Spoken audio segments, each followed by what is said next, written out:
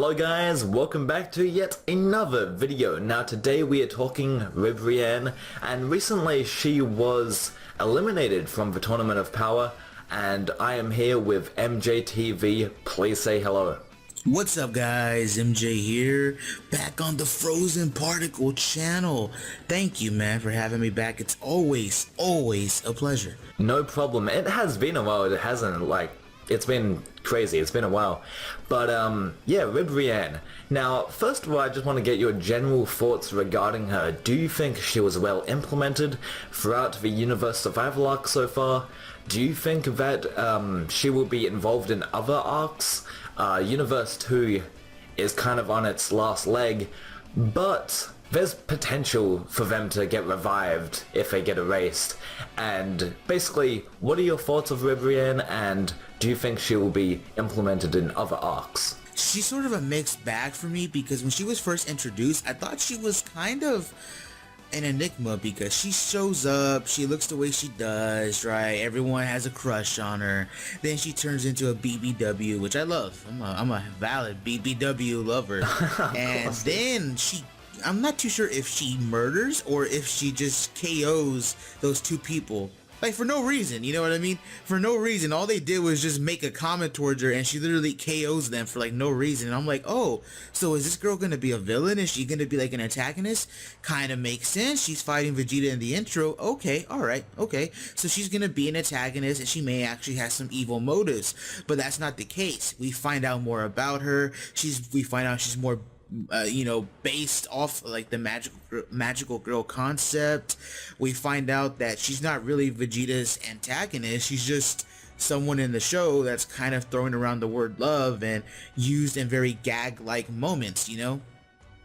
So it was a bit weird. I really had no idea what they were trying to do with her character.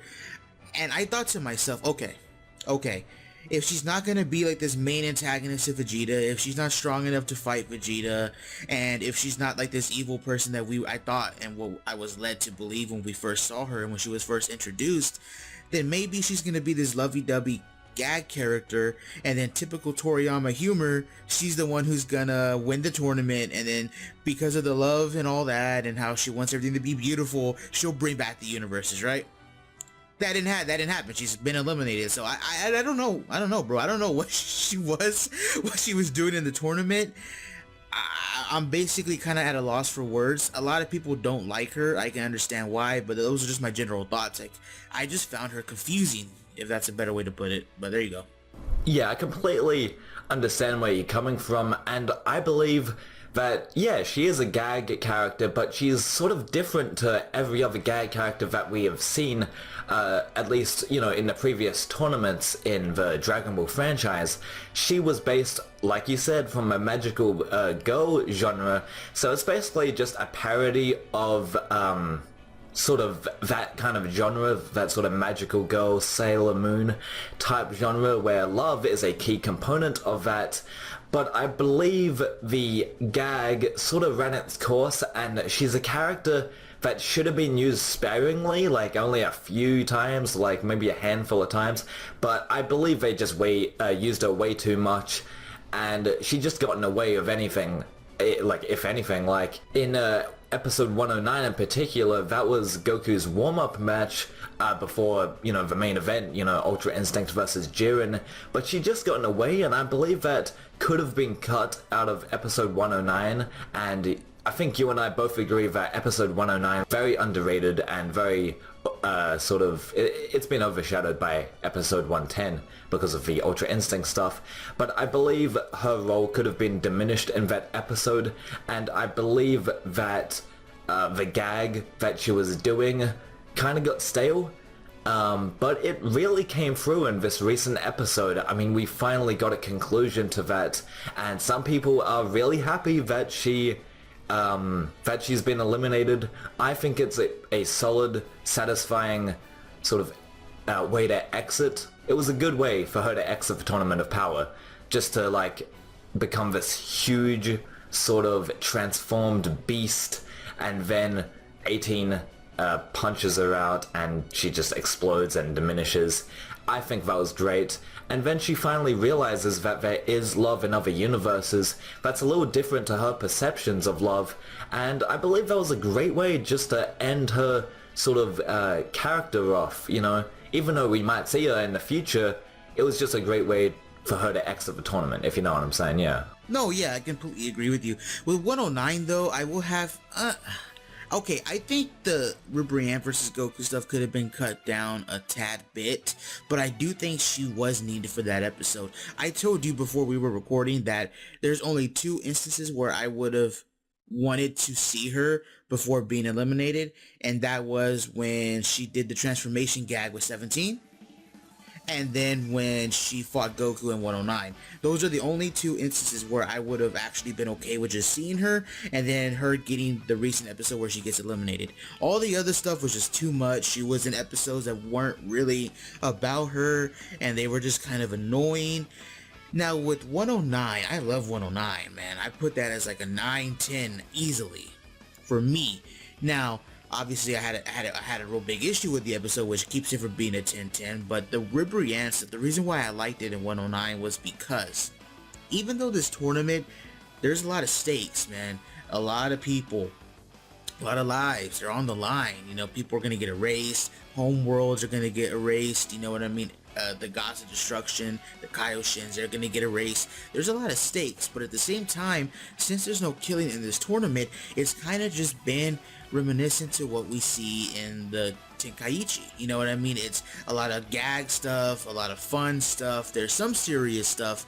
Now in 109, the reason why I like Ribrianne there is because it was kind of prelude, a calm before the storm. Everything from when that episode starts up to when Goku kicks Ribrianne and she bumps into Jiren, as soon as she bumps into Jiren, the tone shifts. It's like everything kind of gets darker. There's more silhouettes on characters. The music changes. We get that eerie thing, that eerie way of visually seeing Vermouth telepathically talk to, you know, Jiren. Like we've seen it done before in Dragon Ball, but they did it in a very eerie way. And then when he starts walking and is playing that sad orchestra music, you know, that and then like you have Vegeta like just kind of freaked out about what's happening, and then they had this beautiful moment where Frieza's like, oh man, I think a monster's on the move. That was so perfect because it told us that, okay, everything we've seen up till now, all this gag stuff, all this sparring and all this fighting with trying to hold your punches not to hurt anybody and all this and stuff was gone. Right now, we're getting Sun freaking Goku versus Jiren the freaking Gray. You know what I mean? And that's why I like Ribrianne in there, because she was kind of in there to be the tonal shift from Ribrianne to Jiren. Now, yeah, like I said, it could have been toned down a bit, you know? Could have been toned down a bit. It could have been a little less of their action going on. But I agree with you on everything you said about 117. Her kind of doing her own version of the Spirit Bomb where they're giving her energy and she grows big, and then, you know, 18 takes her out. I agree with all that. I think that was a good way to do it.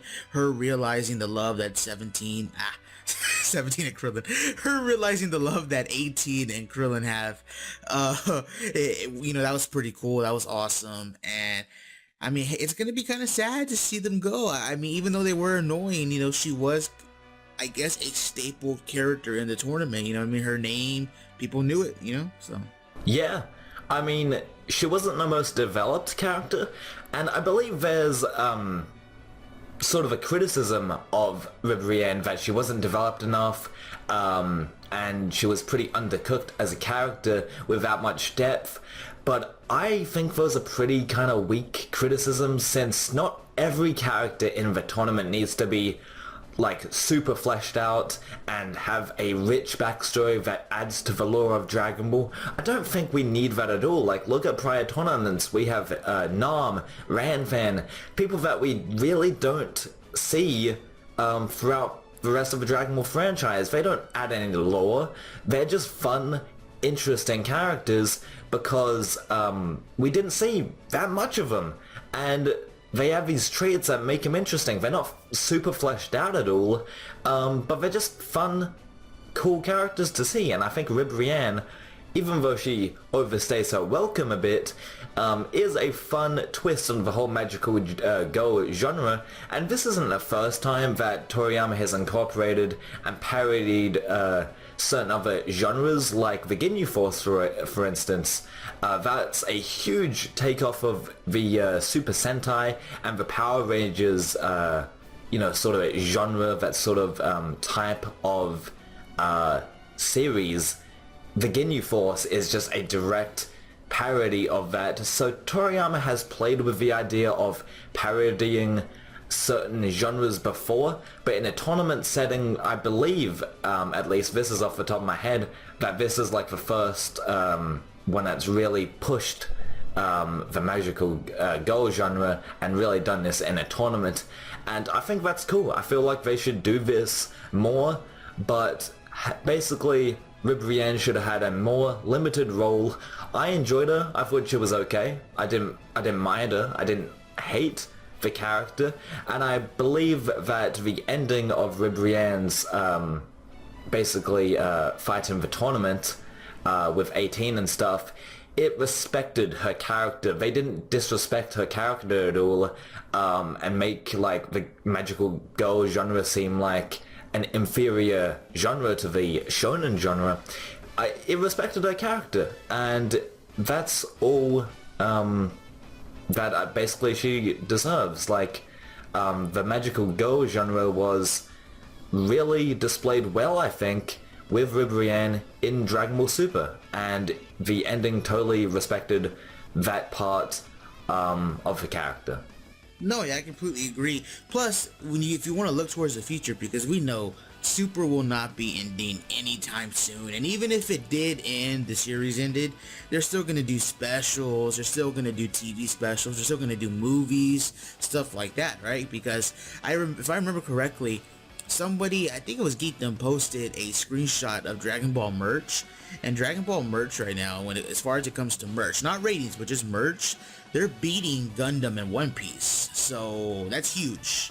Dragon Ball's making a lot of money right now, so even if they wanted to continue this in many different ways, Real to Real was mentioning that Universe 2 is a very interesting universe, and it could be a universe that we dive into in the future because of the fact that Universe 2 has a Yardrat and it has a Tuffle, a Sephorian.